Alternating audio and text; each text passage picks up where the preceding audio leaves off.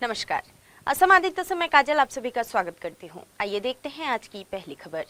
Al Qaeda प्रमुख Ayman al Zawahiri को America की केंद्रीय खुफिया एजेंसी ने अफगानिस्तान में ड्रोन हमले के जरिए मार गिराया है। अमेरिकी राष्ट्रपति जो बाइडेन ने कॉन्फ्रेंस कर इसकी पुष्टि की है। अमेरिकी अधिकारियों ने सोमवार को कहा, साल 2011 में इसके संस्थापक ओसामा बिन लादेन के मारे जाने के बाद संगठन के लिए ये दूसरा झटका है। अमेरिका ने दावा किया कि उसने ड्रोन हमले में अलकायदा के सरगना अल जवाहिरी को मार गिराया है। ये हमला अफगानिस्तान की राजधानी काबुल के पास किया गया। वर्ष 2011 में al Qaeda chief Osama bin Laden के मारे जाने के बाद अल जवाहिरी ने इस आतंकी संगठन की कमान संभाली थी। बताया जाता है कि अल जवाहिरी को मारने के लिए ड्रोन हमला अमेरिका की खुफिया एजेंसी CIA की स्पेशल टीम ने की। अफगानिस्तान में तालिबान की सरकार आने के बाद से अल जवाहिरी काबुल में ही रह रहा था। अमेरिका के राष्ट्रपति जो बाइडेन ने राष्ट्र के नाम अपने संबोधन में अल जवाहिरी के मारे जाने का ऐलान किया। उन्होंने कहा, हमने जवाहिरी को ढूंढकर मार गिराया है। अमेरिका और यहाँ की जनता के लिए आज जो भी खतरा बनेगा, हम उसे नहीं छोड़ेंगे। अमेरिका में 11 सितंबर 2001 को हुए आतंकी हमले के बाद से अमेरिका को ओसामा बिन और अल जवाहिरी की तलाश थी। 11 सितंबर 2001 के हमले को 9/11 के नाम से जाना जाता है। 19 आतंकियों ने 4 विमानों को हाईजैक कर लिया था। इनमें से 2 विमानों को वर्ल्ड ट्रेड सेंटर के टावर से टकरा दिया था, जबकि एक विमान से पेंटागन पर हमला हुआ था। एक अन्य विमान क्रैश हो गया था। इस हमले में करीब 3000 लोगों की मौत हुई थी। अमेरिका की जांच एजेंसी ने इस हमले के लिए अलकायदा को जिम्मेदार ठहराया था। इससे पहले भी अमेरिका ने जवाहिरी को मारने की कोशिश की थी, लेकिन उसका प्लान कामयाब नहीं हो सका था। 2001 में जवाहिरी के अफगानिस्तान के तोड़ा बोड़ा में छिपे होने की सूचना मिली थी, लेकिन हमला होने से पहले ही जवाहिरी भाग निकला था। वहीं वर्ष 2006 में अमेरिकी खुफिया एजेंसी ने अल जवाहिरी को मारने के लिए जाल बिछाया। उस वक्त जवाहिरी के पाकिस्तान के दामदोला इलाके में छिपे होने की सूचना मिली थी, लेकिन अमेरिकी हमले से पहले ही जवाहिरी वहां से भाग निकला। News desk report, Assam Aditya. आज राष्ट्रीय ध्वज तिरंगा के डिजाइनर और महान स्वतंत्रता सेनानी पिंगली वेंकैया की जयंती है। राष्ट्रीय ध्वज की कल्पना करने वाले पिंगली वेंकैया का जन्म 2 अगस्त 1878 को वर्तमान में आंध्र प्रदेश में मछलीपट्टनम में भाटलापेनुमुडु में हुआ था। वेंकैया स्वतंत्रता आंदोलन के दौरान गांधी जी के संपर्क में आए और 1921 में उन्होंने भारत का राष्ट्रीय ध्वज तैयार किया, जो सभी देशवासियों को एक साथ जोड़ सके। तिरंगा मतलब देश की आन बान और शान। तिरंगा कितना महत्वपूर्ण है, ये एक भारतीय बखूबी जानता है। हर साल हम स्वतंत्रता दिवस और गणतंत्र दिवस को लाल किले से लेकर देश भर के सरकारी कार्यालयों और कई अन्य जगहों पर अपना राष्ट्रीय ध्वज फहराकर भारत माता और तिरंगे को सलामी देते हैं। मगर क्या आपने कभी सोचा है कि हमारे तिरंगे को किसने डिजाइन किया था? इस बात को बहुत कम लोग ही जानते हैं कि इसे डिजाइन करने का श्रेय किसे जाता है। दरअसल देश के राष्ट्रीय ध्वज का डिजाइन बनाया था आंध्र प्रदेश के पिंगली वेंकैया ने। 2 अगस्त 1876 को आंध्र प्रदेश के कृष्णा जिले के भटलापेनुमडु गांव में जन्मे पिंगली वेंकैया ने तिरंगा डिजाइन किया था। उनके माता पिता हनुमंता रायडू और वेंकट रत्नम्मा थे। वेंकैया तेलुगु ब्राह्मण परिवार के थे और उनके पिताजी हमेशा से ही चाहते थे कि पिंगली गांव के साथ साथ देश का नाम भी रोशन करे। पिंगली वेंकैया ने प्रारंभिक शिक्षा भटालापेनुमडु और मछलीपट्टनम से प्राप्त करने के बाद 19 साल की उम्र में मुंबई चले गए थे। वहां जाने के बाद उन्होंने सेना में नौकरी कर ली, जहां से उन्हें दक्षिण अफ्रीका भेज दिया गया। वहां उन्होंने एंग्लो बोअर युद्ध में हिस्सा लिया और उसी दौरान उनकी महात्मा गांधी से मुलाकात हुई। महात्मा गांधी से हुई इस मुलाकात के बाद पिंगली में बदलाव आया और वे स्वदेश वापस आ गए। फिर वो स्वतंत्रता संग्राम में शामिल हो गए। उन्होंने ब्रिटिशों की गुलामी के खिलाफ आवाज उठाते हुए स्वतंत्रता संग्राम में हिस्सा लिया। वहीं भारत लौटने के बाद उन्होंने देश के लिए एक राष्ट्रीय ध्वज के निर्माण के लिए खुद को समर्पित कर दिया। 1916 में पिंगली वेंकैया ने एक ऐसे झंडे के बारे में सोचा जो सभी भारतवासियों को एक धागे में पिरो कर रखे। उनकी इस पहल को S.B. बोमान जी और उमर सोमानी जी का साथ मिला और इन तीनों ने मिलकर नेशनल फ्लैग मिशन की स्थापना की। पिंगली वेंकैया ने साल 1916 से 1921 तक करीब 30 देशों के राष्ट्रीय ध्वज का अध्ययन किया, जिसके बाद उन्होंने 31 मार्च 1921 को भारत का राष्ट्रीय ध्वज डिजाइन किया था। उस समय के तिरंगे और आज के तिरंगे में थोड़ा फर्क है। तब तिरंगे में लाल, हरा और सफेद रंग हुआ करता था, वहीं चरखे के चिन्ह को इसमें जगह दी गई थी। लेकिन 1931 में एक प्रस्ताव पारित होने के बाद लाल रंग को हटाकर उसकी जगह केसरिया रंग कर दिया गया। 1931 में कांग्रेस ने कराची के अखिल भारतीय सम्मेलन में केसरिया, सफेद और हरे 3 रंगों से बने इस ध्वज को सर्वसम्मति से स्वीकार किया।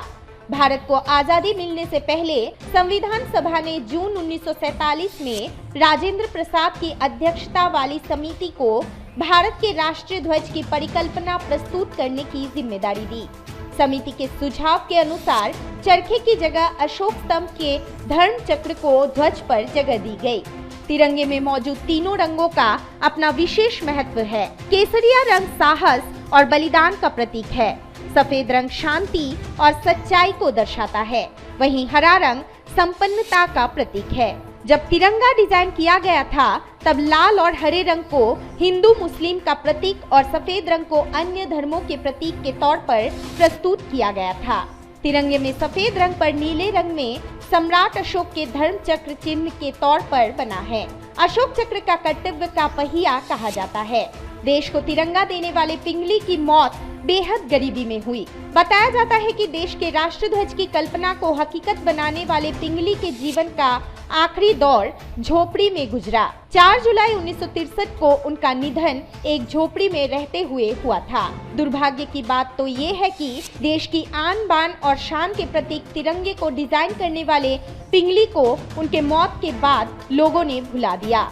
उनके निधन के 46 साल बाद 2009 में पहली बार उनके नाम पर डाक टिकट जारी करके उन्हें सम्मान दिया गया था, जिसके बाद लोगों को पता चला कि भारत का तिरंगा जिन्होंने डिजाइन किया था वो पिंगली वेंकैया ही थे। News desk report, Assam Aditya. अब बढ़ते हैं अगली खबर की ओर। प्रधानमंत्री नरेंद्र मोदी, केंद्रीय गृह मंत्री अमित शाह और भारतीय जनता पार्टी के अध्यक्ष JP नड्डा सहित केंद्र की सत्ताधारी पार्टी के अन्य नेताओं ने अपने सोशल मीडिया अकाउंट की डिस्प्ले तस्वीर पर मंगलवार को तिरंगा लगाया और लोगों से भी ऐसा करने का आग्रह किया। प्रधानमंत्री मोदी ने रविवार को मन की बात कार्यक्रम में कहा था कि आजादी का अमृत महोत्सव जन आंदोलन में बदल रहा है और उन्होंने लोगों से 2 अगस्त से 15 अगस्त के बीच अपने सोशल मीडिया खातों पर प्रोफाइल तस्वीर के रूप में तिरंगा लगाने का अनुरोध किया था। प्रधानमंत्री नरेंद्र मोदी ने अपने सोशल मीडिया अकाउंट की डीपी पर मंगलवार को तिरंगा लगाया और लोगों से भी ऐसा करने का आग्रह किया। प्रधानमंत्री मोदी ने रविवार को मन की बात कार्यक्रम में कहा था कि आजादी का अमृत महोत्सव जन आंदोलन में बदल रहा है और उन्होंने लोगों से 2 अगस्त से 15 अगस्त के बीच अपने सोशल मीडिया अकाउंट पर प्रोफाइल तस्वीर के रूप में तिरंगा लगाने को कहा था। पीएम मोदी ने मंगलवार सुबह ट्वीट किया, 2 अगस्त का आज का दिन खास है। जब हम आजादी का अमृत महोत्सव मना रहे हैं तो ऐसे में हमारा देश तिरंगे का सम्मान करने की सामूहिक मुहिम के तहत हर घर तिरंगा के लिए तैयार है। मैंने मेरे सोशल मीडिया पेज पर डीपी बदल दी है और मैं आपसे भी ऐसा करने का आग्रह करता हूँ। पीएम मोदी ने तिरंगे का डिजाइन तैयार करने वाले पिंगली वेंकैया की जन्मदिन पर उन्हें श्रद्धांजलि दी। पीएम मोदी ने कहा, हमारा देश हमें तिरंगा देने के उनके प्रयासों के लिए हमेशा उनका ऋणी रहेगा। हमें अपने तिरंगे पर बहुत गर्व है। मैं कामना करता हूं कि तिरंगे से ताकत एवं प्रेरणा लेते हुए हम राष्ट्र की प्रगति के लिए काम करते रहें। 15 अगस्त को आजादी के 75 साल पूरे हो जाएंगे। इस मौके पर केंद्र सरकार 13 अगस्त से लेकर 15 अगस्त तक हर घर तिरंगा अभियान चलाएगी।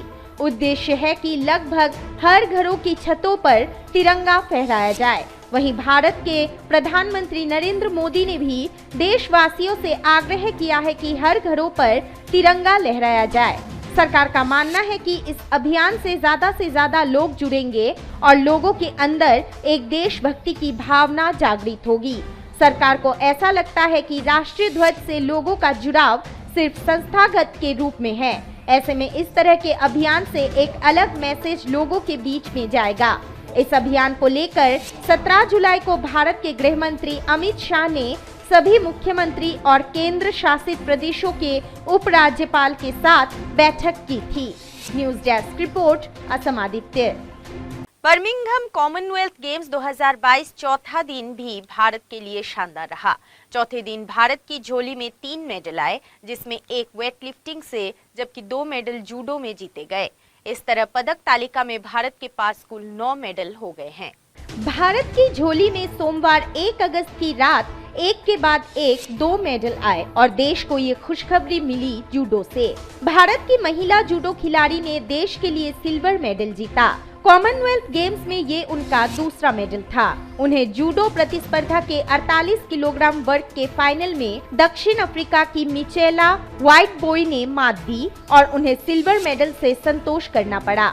वहीं अन्य पुरुष जूडो खिलाड़ी विजय कुमार ने 60 किलोग्राम कैटेगरी में ब्रोंज मेडल अपने नाम किया। भारत के लिए 9 मेडल अब पक्के हो गए हैं। इससे पहले भारत ने 6 मेडल अभी तक वेट लिफ्टिंग में जीत लिए हैं और एक पदक सोमवार को ही लॉन बॉल टीम ने फाइनल में पहुंचकर पक्का किया है। भारत के लिए अभी तक 3 gold medal weight lifter Mirabai Chanu, Jeremy Lalrinnunga और अंचित शिवली ने जीते हैं। वहीं संकेत सरगर और विद्या रानी देवी ने सिल्वर मेडल अपने नाम किए। वहीं गुरुराज पुजारी ने ब्रोंज मेडल अपने नाम किया। इससे पहले सुशीला देवी ने क्वार्टर फाइनल मुकाबले में मलावी की हैरियत बोनफेस को और सेमीफाइनल में टॉप सीड मॉरिशस की प्रिस्सिला मोरांट को हराकर सेमीफाइनल में जगह बनाई थी। गौरतलब है कि सुशीला देवी राष्ट्रमंडल खेलों में जूडो में भारत के लिए पदक जीतने वाली पहली भारतीय महिला है। उन्होंने 2014 में हुए ग्लासगो राष्ट्रमंडल खेलों में भी भारत के लिए सिल्वर मेडल जीता था। गोल्ड कोस्ट में हुए 2018 के कॉमनवेल्थ गेम्स में जूडो नहीं था। चौथे दिन के अन्य अपडेट की बात करें तो भारत के लिए 57 किलोग्राम वर्ग में मोहम्मद हुसामुद्दीन ने क्वार्टर फाइनल में जगह बना ली है। उन्होंने बांग्लादेश के सलीम हुसैन को 5-0 से हराया। इससे पहले 51 किलोग्राम वर्ग में अमित पंघल ने भी अंतिम 8 में जगह पक्की कर ली थी। वहीं वेट लिफ्टिंग में आज भारत के अजय सिंह के हाथ निराशा लगी और वो 1 किलो से महज पीछे रहकर चौथे स्थान पर है। लॉन बॉल टीम ने भी ऐतिहासिक जीत के साथ फाइनल में जगह बनाई। News desk report, Assam Aditya. आज के लिए बस इतना ही। देखते रहिए असम आदित्य। नमस्कार।